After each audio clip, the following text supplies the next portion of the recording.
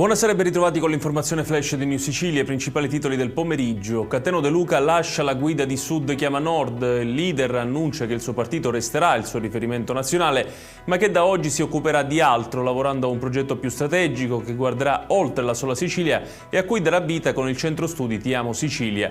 Nelle prossime settimane il nuovo movimento sarà presentato a Caltagirone.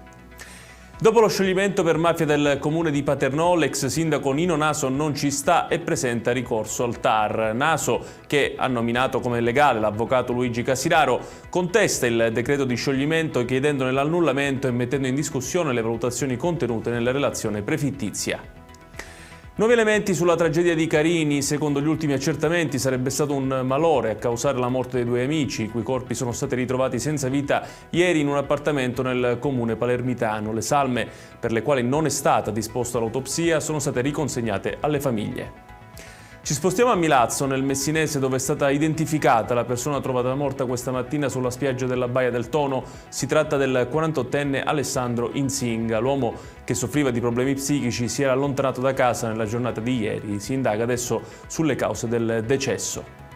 Chiudiamo con il meteo. Domani ancora cieli nuvolosi su gran parte della Sicilia, con possibili rovesci isolati soprattutto nei settori centro-settentrionali. Il vero peggioramento, con piogge più diffuse e intense, atteso però all'inizio della prossima settimana, quando una nuova perturbazione raggiungerà il Mediterraneo centrale. Ed è tutto per questa edizione. Tutti i dettagli su queste notizie li trovate come sempre sul nostro sito www.newsicilia.it. Grazie per averci seguito e buon proseguimento di serata.